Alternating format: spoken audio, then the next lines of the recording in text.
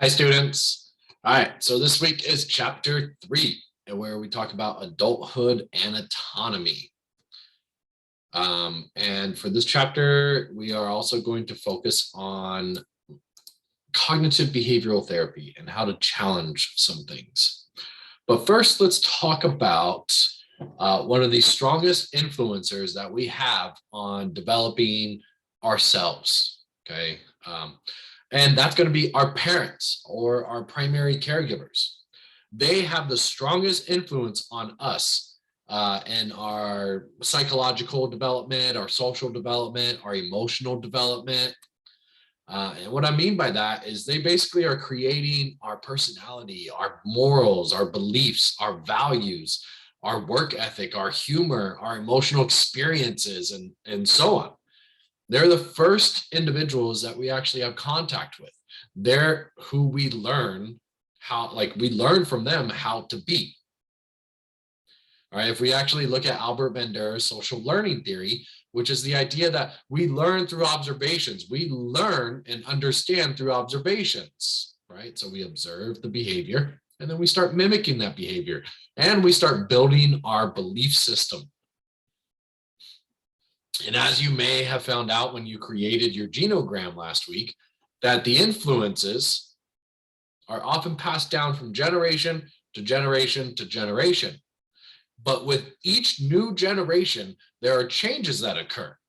And these changes often come from the new generation's desire to have autonomy or psychological maturity, which basically means that the individual starts to understand that they have responsibility over their life choices and they want to change certain things, maybe things they learned from their parents or primary caregiver, that they want to be different, especially if they want it to be different with their children, which is the next generation.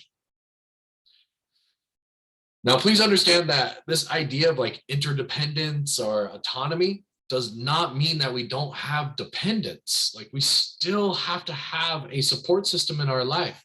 We still need people in our life that we depend upon, that we go to when things get challenging, that we talk to, that we lean on sometimes in order for us to move through life in a healthy way. The reality is we can't do it alone. No one is an island. There are no self-made millionaires. As much as our individualistic culture likes to stress the idea that there are self-made millionaires, there aren't. Everyone has had some type of help or support, encouragement, guidance, direction, something. Okay, even if it's like a loan from the bank to start a business, that is a support system. Right? Something has supported individuals at some time in their life that helped them become the people that they are. So we still need to have some level of dependence, but we also need our interdependence. We need our autonomy. We need to be able to break away and start coming to the realization that we have the control. Many of you may have heard of the term locus of control versus like a internal locus of control versus an external locus of control. So the external locus of control is this idea that everything is happening to me and I have no control over this. An internal locus of control is that I know what I have control over.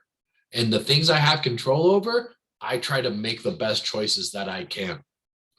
I have control over how much time I put into a course. I have control over the amount of work that I do. I have control over the choices that I am making. That's the internal locus of control. And it's very important that people start to develop an internal locus of control, because the more we realize that we have the choice, the more we can start to accept our personality, accept some of ourself, and to make the changes that we need to make in order to become the better people that we want to be. Now, culture also plays a part in our development and the development of what we call our world view, how we view the world around us. Now, culture is in reference to really just about anything that is in our environment. So this could be our spiritual views, our moral beliefs, traditions from our family, independent holiday, like important holidays, how we celebrate, how we talk or communicate with each other, how we view art, how we express ourselves, concepts of gender, language, food, geographical location, and just so much more. All of that makes up culture. And I think you kind of get the idea, right? It's everything and anything with which we interact. And one aspect of culture that plays a big role in our development is what's called the individualistic view versus the collectivistic view. And simply put, individualistic view is the view that the individual is the most important. In the individualistic culture, we have sayings like the squeaky wheel gets the grease. Okay, so the individual is the most important. It's a dog eat dog world. Get mine before everyone else, right? That's a very individualistic mindset. It's very like self-focused. A collectivistic culture is the view that the collective is what's important. The family, the group, that's what's important. In a collectivistic culture, we have phrases like, we have phrases in a collectivistic culture such as the nail that sticks up gets hammered down. And it's focused more on like conformity. It's focused more on what is greater for the group versus what is greater for one individual. So the main thing I want you to take away at this point is that your parents or your primary caregivers and culture have been a large influence on your social, emotional, and psychological development. They have helped to mold certain parts of yourself into what they are today. And so one thing is to help develop a better self-awareness and a better self-concept and a better understanding of others versus yourself. I want you to start asking yourself, what aspects of me are helping me and what aspects of me are hindering me? What parts of my life script do I need to change? So I'll tell you, the day I realized I was standing in my own way was the day I moved. So please understand that you are the author of your own life story. So you need to write your story the way you want it to be written. Now, for the rest of this lecture, I'm going to be discussing things like cognitive behavioral therapy, cognitive distortions, how to challenge these things, and so on. When I was a therapist, I would consider myself a cognitive behavioral therapist. I believe very strongly in this sort of like therapy because it is the most evidence-based therapy out there. And what that means is there has been so much research on the effectiveness of cognitive behavioral therapy. Every time there is research, it shows that it is an effective form of therapy. But let's first talk about cognitive therapy or cognitive theory. What is it? What does it believe? Well, it believes that the source of our problems as humans, the dysfunction in our life, the problems we're facing come from our thoughts. So things like mood depression, things like anxiety, okay, they come from the way we think. And if we see that our thoughts are not our reality and we can change them and they can be different, if we can see that and start to make those changes, then we will actually improve our lives. We will decrease anxiety. We will decrease mood depression. And we will improve how we actually navigate our own life. Just by viewing our thoughts, seeing what kind of distortions they are and seeing that they are not our reality, and then finding ways to challenge those thoughts, we can improve and get better. In the module this week, you'll find a number of resources for the reflection discussion this week. You will see that it's based a little bit on cognitive behavioral therapy and some of the self-defeating assumptions that we make about our lives and how to kind of work at and challenge those things. Okay. So let's go into the PDF.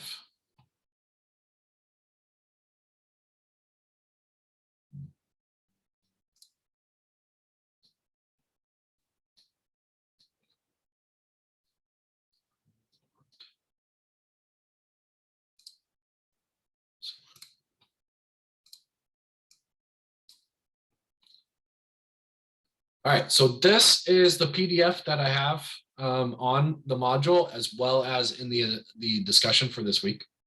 So let's first go through what's called cognitive distortions. So remember, cognitive therapy believes that our thoughts are not our truth. Now, what's interesting is as humans, we believe our thoughts to be truth. We put a lot of confidence that our thoughts are truth. But the thing is they're often not. They're often created through, as the book calls, injunctions, specific beliefs. They are often developed due to those injunctions, okay? Or due to the thoughts and beliefs and the behaviors and the emotional expression and all those things that we develop from our parents, primary caregivers, and our culture. Let's go through some of these cognitive distortions. All right, so first, there's all or nothing thinking. All or nothing thinking is this distortion that we have sometimes, or people can have, where the individual is looking at things in absolutes. It is black and white. It is this or that. I am first or a failure. All right, and that's that all or nothing thinking. There's no gray area in this thought process. Right, I often like to think of the movie The Ballad of Ricky Bobby, if you've seen it, with Will Ferrell. There's a scene where him and his dad are having this conversation in the middle of the street, and he tells his dad, I've lived my whole life by what you told me as a kid. I lived my whole life by, if I'm not first, I'm last. And his dad looks at him and says, Ricky, that's crazy. That's crazy to think that way, because there's second, third, fourth, fifth. Right? There are other things. It's not just first or last. So that's all or nothing thinking. Then there's overgeneralization. So overgeneralization is when our thought patterns are like a never-ending pattern of defeat. So when something bad happens to us, we take that experience, that negative experience, and then anytime anything similar to that happens, or we get close to a potential similar event like that, we just automatically think that it's always going to end badly. So an example of this would be like a relationship. So let's say someone gets into their first relationship and it ends badly. Well, then the overgeneralizing cognitive distortion is that every relationship from then on is going to end badly. Okay. Then there's the mental filter. And so the mental filter is when somebody dwells on the negatives of a situation or dwells on the negatives of even a person and completely ignores the positives. This could even be that they dwell on the negatives of themselves, which is that self-defeating talk, okay, that negative self-talk. So dwelling on the negatives of oneself and ignoring all of the positives. Okay, because there are positives in our life, but that's the mental filter. Then there's discounting the positives, which is similar to mental filter, but it's a little different. Discounting the positives is when a positive thing does occur, and then the individual puts it down and doesn't count it. Right? It's like, oh, I got the A in that class. I'm still not as good. I'm still not as perfect as I would like to be. Now, remember, my view of perfection is that perfection does not actually exist in our life. Nothing is ever completely 100% perfect. Okay? That's my view of perfection. Everything has some sort of margin of error or flaw in some way. But often that is the beauty of life, is that there is this like margin of error, or there is a flaw in something, an imperfection. You know, you've probably heard the term imperfectly perfect. All right, jumping to conclusions. So jumping to conclusions can be two parts. One is mind reading, where the individual just assumes that people are going to react negatively. They have no evidence for this, but they just believe, oh, they're going to laugh at me. Right? They're not going to like me. They're going to think badly about me if I do this. And then B is fortune telling, right? Where the individual just says, you know, this is going to end badly. No matter what, this is going to be bad. Right? They kind of have that pessimistic attitude. It's just going to end bad. You know, something I always find kind of interesting is when a pessimist calls himself a realist. And I've had this many times, is when a pessimist says, well, I'm just being real. Well, that's a discounting the positives way of thinking. That's a fortune telling way of thinking. That's a mind reading way of thinking. That's a cognitive distortion. Being pessimistic is not being real. Reality is that there is good and bad balancing throughout our life. Our life is a constant balance of pain and pleasure. That's the reality, is that there are good things that happen and there are bad things that happen. That's reality. An optimist often focuses only on the good things. A pessimist often only focuses on the bad things. But I have met so many pessimists that call themselves realists. That's not real. Okay? Reality is that balance of pain and pleasure. It is a cycle. It is a balance. It is a roller coaster. Call it whatever you want. Yin and yang. Pain and pleasure. Good and bad. Negative and positive. Day and night. Right? It's a duality that is occurring. Okay? Now, next one, magnification or minimization. So magnification is when an individual blows things way out of proportion when it doesn't need to be, right? Crying over spilled milk. Okay?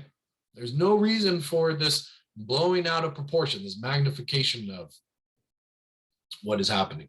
Minimization is when somebody shrinks the importance, right? When something big is happening and they make it small. Magnification is when something small is happening and they make it big. They're making a mountain out of a molehill. That's the magnification part, right? But the shrinking is when something big is happening and they minimize it. They make it small. Then there's emotional reasoning. So the individual starts to think, well, I feel this way, so it must be true, right? So some of the phrases, I feel like an idiot, so I must really be one. I don't feel like doing this, so I'll put it off. I won't do it. So because I don't feel like going to the gym, I'm not going to do it. Because I don't feel like doing my work for school, I'm not going to do it. Because I feel unworthy, I'm not going to seek worthiness. Or because I feel unworthy, I must be unworthy. Because I feel unlovable, I must be unlovable. That's a cognitive distortion. That is not truth.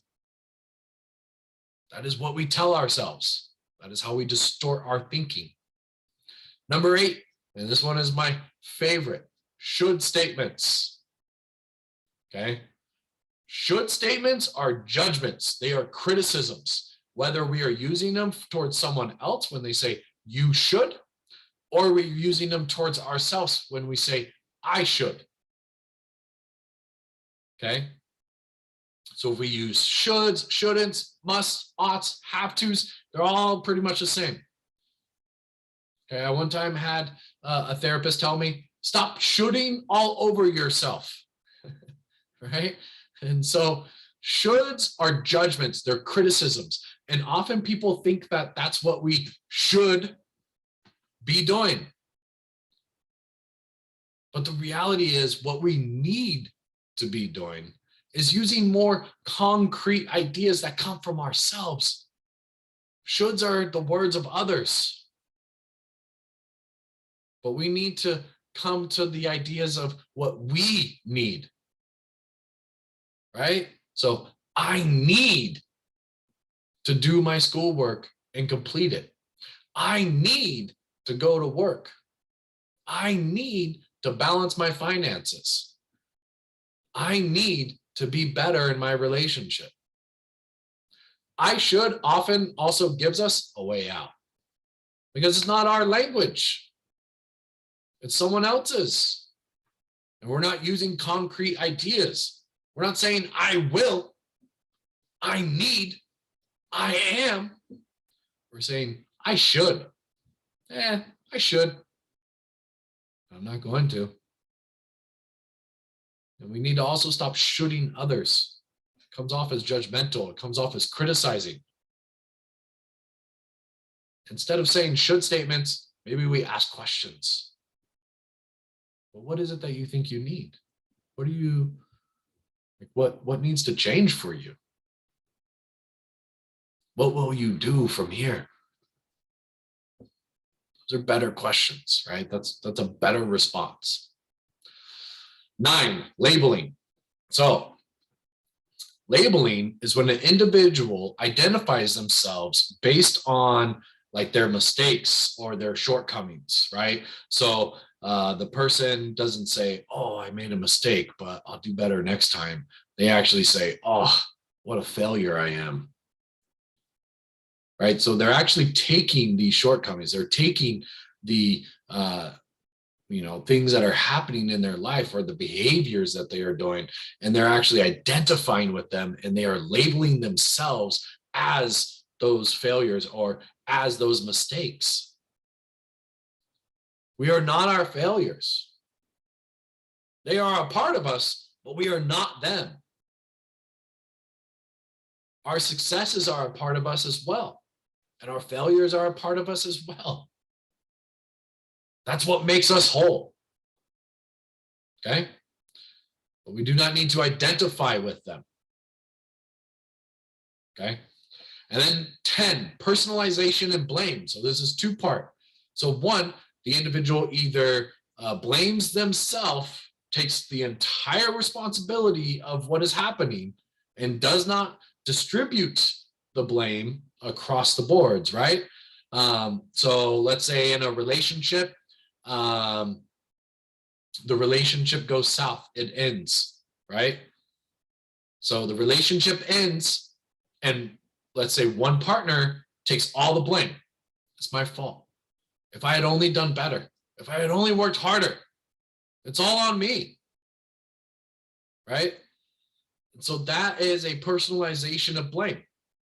It is blaming themselves when the responsibility is shared. A relationship goes south because it takes 2. Okay? All parties in the relationship are responsible when it goes south. Now, the blame is different. It's not like some 50-50 all the time, right? But all parties have some level of responsibility. Now, blame is when we blame other people and take no responsibility for it ourselves. We go, oh, it's not my fault. It's theirs. It's their fault. It's their fault. It's their fault. That's a very external locus of control. It's this belief that things are happening to me and I have no control over them. So I'm not going to take any of the blame because it's not my fault. It's everyone else's fault. These are all cognitive distortions. And oftentimes when we have a certain like thought, let's say we encounter an experience or something happens and we have a particular thought, often these cognitive distortions show up. And often that thought is multiple distortions, not just one. It is often multiple distortions. Okay, so it's from here that we move into the 10 ways to untwist your thinking. All right, so I'm not going to go through all these. I'm going to just pick a couple of them. all right, and tell you how this works. So one is to identify the distortion. This is one of the most important things for you to do whenever you experience a negative thoughts or negative assumption or self-defeating assumption, all right, or negative self-talk. Like identify the distortion. Write down the negative thoughts so you can see, all right, which of the 10 cognitive distortions is involved. Often it's more than one, okay? That makes it easier for you to be able to view the problem and come up with a more positive and realistic way of viewing this. So if we take one, I'm going to show you a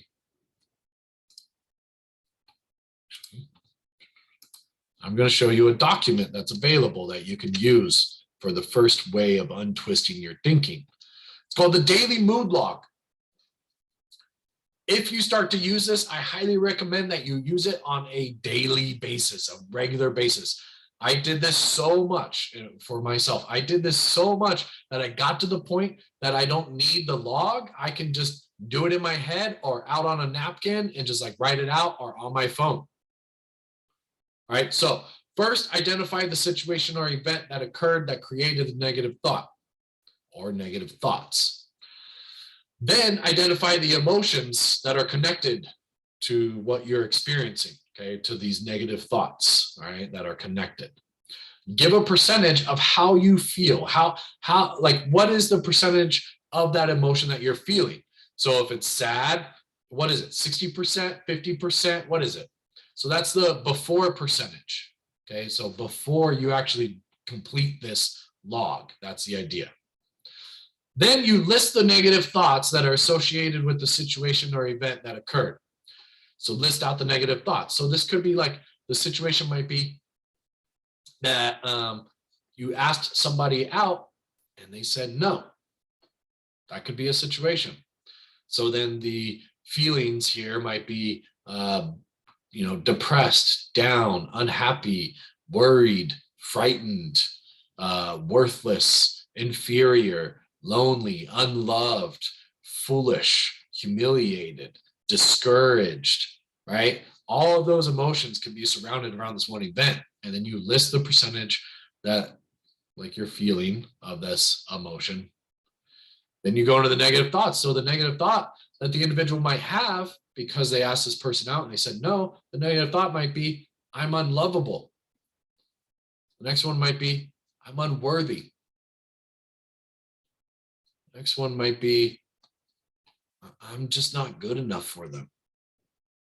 What's wrong with me? Okay, so those are some negative thoughts. And then you write the percentage of how much you believe that thought. But remember, right, our thoughts are not our truth, but we often believe that thought when it comes into our head. Then start identifying what distortions is the negative thought. So this idea, I am unlovable. What distortion is that? So if we go back to our distortions, what distortion is I am unlovable?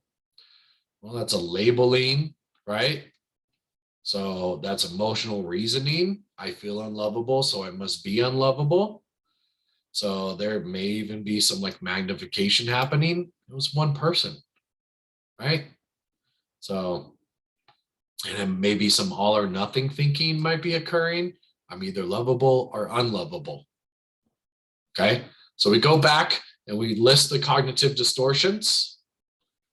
And then when we're done with that, we challenge it and we change it.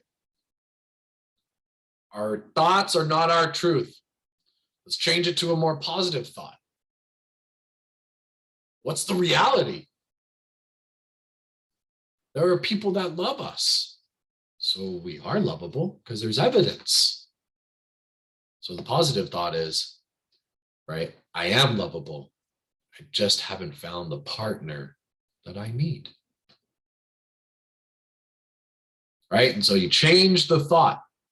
And then you go back through and you write, what is the percentage that you believe this positive thought? What's the percentage that you still believe? Do you still believe this negative thought? And what about your emotions? What's the percentage of feeling these emotions after you challenge and change the negative thought and identify the distortions? So feel free to print that out, use it if you'd like, whatever you want to do with it, it's up to you. I think it's very, very helpful. As I said, I've used them. And then number 2, examine the evidence. So that kind of goes with what I was talking about with the daily mood. So look to see what's actually true. Examine the actual evidence. Okay. So for example, if you feel that you never do anything right, start listing things that you do right, that you've done successfully, that you've accomplished. Examine the evidence. See if that negative thought holds any truth. Right? Examine the evidence. So instead of assuming that your negative thought is true, examine the actual evidence. And then we'll go through. You can read some of these, okay? The double standard method, the experimental technique, thinking in shades of gray. You could do the survey method where you start asking other people. Define the terms. This is a good one. So when we start to use labeling and we start labeling ourselves, these particular words, like I'm a loser. Well, what does that mean? Define what it means. What is a loser to you? What is the definition of that term loser? And so write out the definition. And more often than not, you'll start to realize maybe there isn't really a good definition for loser. Or maybe the definition you have is so extreme that there are very few people who actually fit into that category, including yourself. Now, the last one is the cost-benefit analysis. All right, this is when we list the advantages and disadvantages of having a particular feeling or having a particular negative thought, okay, or a particular pattern of behavior. And so I am going to show you, I posted this where on Canvas, so you're free to use it. It's the cost-benefit analysis. All right, so it kind of gives you a breakdown of, or it gives you a model to follow, a template to follow. All right, so what is the behavior, thought, or belief that you wish to change? And then what are the advantages of this particular belief, thought, or behavior? And what are the disadvantages of this behavior? So sometimes people get confused with this, so please pay attention as I'm going through this so it'll make sense to you. So let's say that the thought I have is I am worthless. Okay, so that's a labeling distortion. But what's the advantage of believing that I am worthless? What's the advantage? What do I get out of that belief? Well, for one, if I believe that, then that means that I am allowing myself to not put myself out there. So the advantage is I don't have to put myself out there anymore. The advantage is I'll never get hurt. That's the advantage. I'll never get hurt. If I hold that belief, I'll never put myself out there. I'll never get hurt. Okay. So I'll always be able to feel sorry for myself. That's an advantage. I get to dwell in my self-pity. I don't have to take any risks. These are all advantages that we are getting, or that someone would get from having this type of thought or belief. What are the disadvantages? I won't get what I actually want. I won't find somebody that I want to have a relationship with. Right? Like the disadvantages is that I won't find that satisfying relationship that makes me feel good about myself, that makes me happy to go out and be with this person. Because as long as I believe that I am worthless, and the advantage is I don't have to put myself out there, but the disadvantage is that I'll never find somebody. So that's the cost benefit. What is it costing you, and right, which is the disadvantage? What is it costing you? And what is the benefit of this, which is the advantage? Okay. So that is the cost benefit analysis. Let's go back to our cognitive distortion page. That was number 10. So use it. Give it a shot. All right. You can continue looking over this PDF if you'd like. It breaks down like the cognitive distortions more, and ways to actually start challenging. How would it look? What would you do? You know, things like that. So please go ahead, like take a look at it, enjoy it. It is there for you. Okay. Now let's talk about some like the inner self-critic or the self-defeating beliefs. Okay. I posted this last week. So this is a facilitation training that I did for a men's group about how these facilitators can actually like work in the men's group. But I think that it is very beneficial to anyone at this time. Okay, now it's in its original format. I did not change it because I specifically built it for this like reason. Okay, so gaining a better understanding of thoughts and feelings. What is the difference between feelings and thoughts? All right, I kind of talked about that in the last lecture, and it's very important to be able to differentiate between thoughts and feelings. A feeling is a mental experience. It's similar to a thought, but it's something that we feel all over our body. When I feel sad, it's everywhere. When I feel angry, it's everywhere. There is a physiological reaction to a feeling. A thought is a cognitive process. It's a cognitive experience. It's a mental process. It's a thought. Now, thoughts and feelings are connected to each other. All right, that's what cognitive theory tells us. When we think something, it creates that feeling. And our thought and our feeling create our behavior. So I want you can go through this so that you can start to understand the difference between thoughts and feelings. And people often will say, I feel, and then they give a thought. And they don't say, I think. Right? People often use these terms actually interchangeably. I feel and I think are not the same. I feel needs a feeling word needs to follow. I feel sad. I feel angry. I feel frustrated. And then I think a thought needs to follow. I think that da da da. Okay.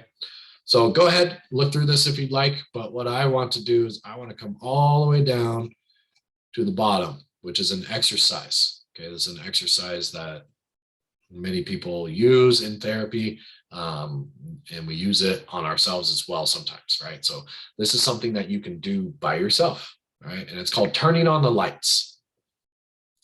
And the idea here is that we're creating a metaphor that will allow you to identify any sub-personalities, any of those inner critics within yourself. Okay? A sub-personality is a particular personality that comes to life at various challenging times in one's life. Or, as psychologist Ken Wilber states, functional self-presentations that navigate particular psychosocial situations. So that sub-personality could be one of those like inner critics, right? So if you're not doing well at school or you didn't get as good of a grade as you want, and that inner critic starts speaking up and it starts saying things, and then you have these self-defeating or negative thoughts that are coming from that critic. So if you want to follow this, right, you would start you would start by using your imagination. Okay, close your eyes and imagine yourself in your own personal amphitheater. You'd be any type of amphitheater you want to create, but you create it. It's your own personal amphitheater. Then imagine you're in the center stage of that amphitheater. All the lights are off, except there's a spotlight that is directly on you. As you stand there, you can hear voices from the audience, but you can't see them. And these voices are all the different negative sub-personalities. There's one that is that is louder than all the rest. And you hear them above all the others. You hear them talking. So what are they saying? And you can actually write this out, right? You start writing out. What are they saying? When you hear them actually talk, what do you feel? Right? Where are you feeling an experience in your body? The body location, the temperature, what sensation, and then connect an emotion to it. Okay, and then follow through. Call the subpersonality out of the darkness and into the light. And then what do you see when you do this? What do they look like? Are they wearing anything specific? Do they make any noises as they move? All of this is calling attention to the physiological sensations that we have with this subpersonality. And as you see them come into the light, what are the feelings? What are the emotions that you're feeling? Speak an emotion, I feel. Or write an emotion, I feel. Okay. And then by all means, go through this, okay? I have found it to be very helpful for myself. I have a number of sub-personalities that I have identified through my own work, using this and some other technology or some other techniques as well. But I found this to be very helpful. So please give it a shot. Tell me if you like it, or if you don't, like, you can tell me then too. So. All right, so at this point, I believe that we have pretty much covered everything I wanted to cover. I hope you really enjoyed this video, and I hope you start putting some of this stuff to use. So far, the class is going wonderful, and I thank you for that. And please remember that I have my student support hours, and that I am available via like Canvas, messaging, or email. All right, bye everybody.